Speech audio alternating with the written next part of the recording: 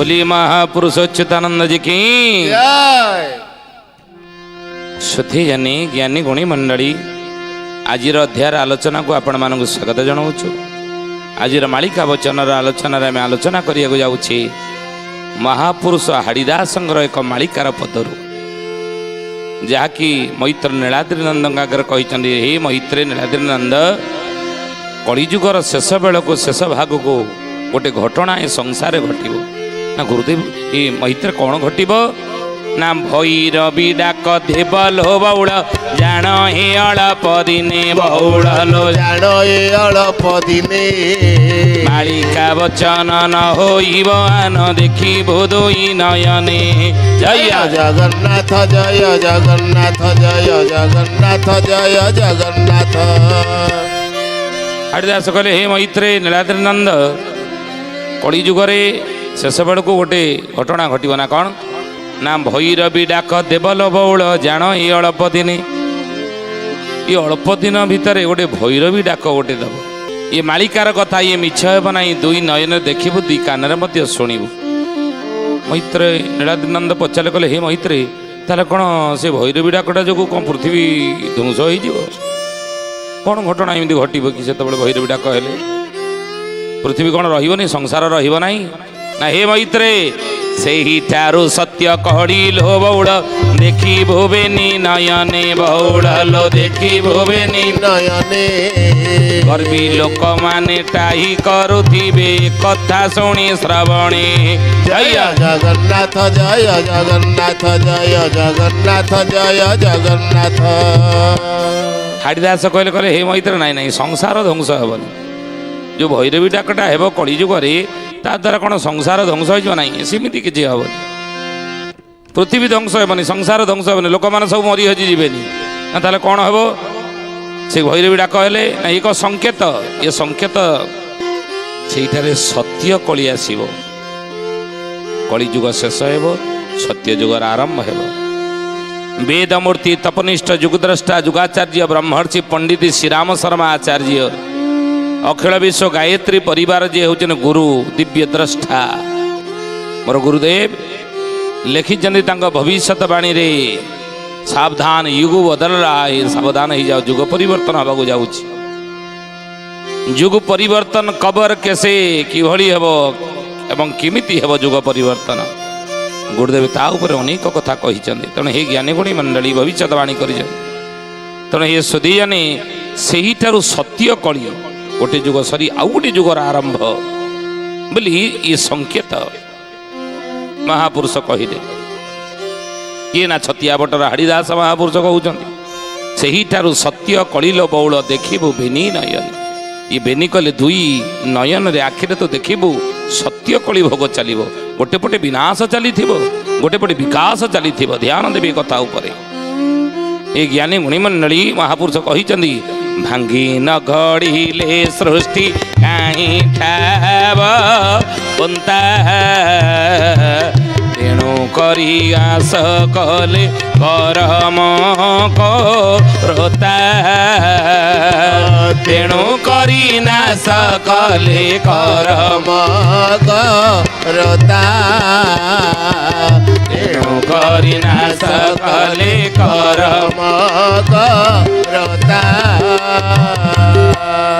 कहले भांगी न गड़ीले पृष्ठि कहीं ठाब होता भांगी न गड़ीले पृथ्वी कहीं ठाब होता तेणु करी नाश कले कर्म करता गोटे पटरे विनाश चली गोटे पटे विनाश लीला चली गोटे पटे विकास लीला चली दीटा एका संगे आप देखिए कलिजुग समाप्त हो सत्य जुग आरंभ हो गोटे पटे गढ़ा चली गोटे पटे भंगा चली प्राकृतिक विपर्य द्वारा पृथ्वी अग्नि वायु जल आकाश पंच महाभूत मानंग द्वारा विनाश लीला गोटे पटे चली प्राकृतिक विपर्य आकार एवं गोटे पटे नूतन सृष्टिर सर्जना हेब सत्य जुगर सर्जना हेब गोटे पटे गढ़ा चली नुआ नुआ सब आसब विधि व्यवस्था सब हेब किमिति लोक मैंने आउ ठकी पारे ना किमिति कम समय रे अधिका काम सब हेब कम समय भितर गोटे स्थान अन्य स्थान को यातायात करने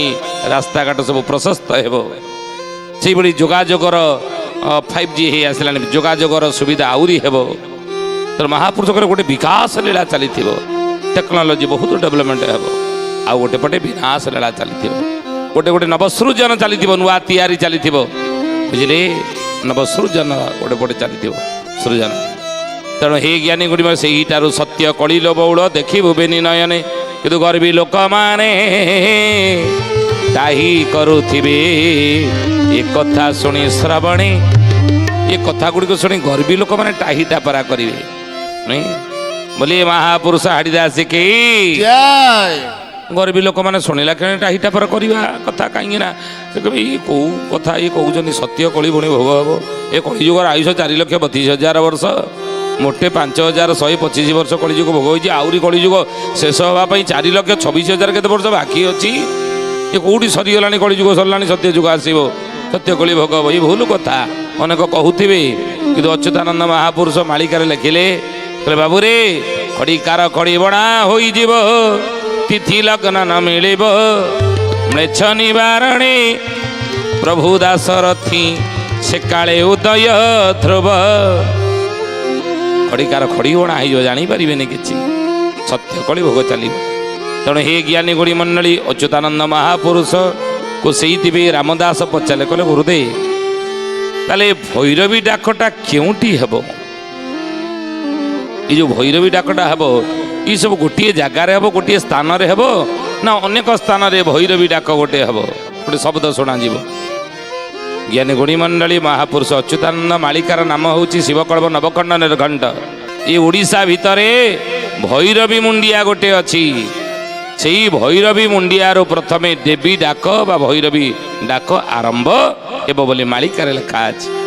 ମାଳିକାର ନାମ ହେଲା ଶିବକଳ୍ପ ନବଖଣ୍ଡ ନିର୍ଘଣ୍ଟର 11 ନିର୍ଘଣ୍ଟର 52 ପୃଷ୍ଠାରେ ଏକଥା କୁହାଯାଇଛି। ଆମେ କହୁନୁ, ମାଳିକା ଆମର ନୁହେଁ, ମହାପୁରୁଷ ହିଁ କହିଛନ୍ତି, କିନ୍ତୁ ଆମେ ମାଳିକା ଅତି ସରଳ ଭାଷାରେ ବୁଝିବା ପାଇଁ ଚେଷ୍ଟା କରୁଛୁ। କ'ଣ କହିଲେ? ଭୈରବୀ ମୁଣ୍ଡିଆ ଗୁପତ ହୋଇଛି, ଦେବୀ ଡାକ ଦିନେ ହେବ ବହୁଳ, ଦେବୀ ଡାକ ଦିନେ ହେବ, ଯିଏ ଯେଉଁଠାରେ ସିଏ ସେଇ ସ୍ଥାନେ କାଠ ଖମ୍ବ ପ୍ରାୟ ହେବ। ଜୟ ଜଗନ୍ନାଥ ଜୟ ଜଗନ୍ନାଥ ଜୟ ଜଗନ୍ନାଥ ଜୟ ଜଗନ୍ନାଥ। ମାଳିକାର ଶିବକଳ୍ପ ନବଖଣ୍ଡ ନିର୍ଘଣ୍ଟରେ କଥା ଲେଖା ହେଲା 11 ନିର୍ଘଣ୍ଟରେ 11 ନିର୍ଘଣ୍ଟରେ। କହିଲେ ଭୈରବୀ ମୁଣ୍ଡିଆ ଗୁପତ ହୋଇଛି, ଦେବୀ ଡାକ ଦିନେ ହେବ। ସେ ଭୈରବୀ ମୁଣ୍ଡିଆଟେ ଗୋଟେ ଅଛି।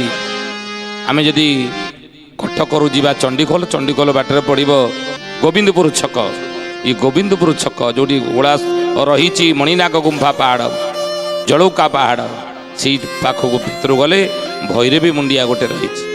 ସେଇ ଭୈରବୀ ମୁଣ୍ଡିଆର ଦେବୀ ଡାକ ଦିନେ ହେବ ବୋଲି ଅଚ୍ୟୁତାନନ୍ଦ ମାଳିକାରେ କଥା ଲେଖିଲେ। ଭୈରବୀ ମୁଣ୍ଡିଆ ଗୁପତ, ଭୈରବୀ ମୁଣ୍ଡିଆ ସେଠି ଅଛି। ଆଉ ସେଇ ଭୈରବୀ ମୁଣ୍ଡିଆ ଗୁପତ ହୋଇଛି, ଦେବୀ ଡାକ ଦିନେ ହେବ, ଯିଏ ଯେଉଁ ସ୍ଥାନେ ସିଏ ସେଇ ସ୍ଥାନେ କାଠ ଖମ୍ବ ପ୍ରାୟ ହେବ। ଛିଡ଼ା ହେଇଯିବ, ଶୁଣିକି ସ୍ତବ୍ଧ ହେଇଯିବେ। ଆଉ ଏତେ ବଡ଼ ବିକଟାଳ ଶବ୍ଦ କେଉଁଠୁ ଆଇଲା, ଏ କେତେବେଳେ ହେବ?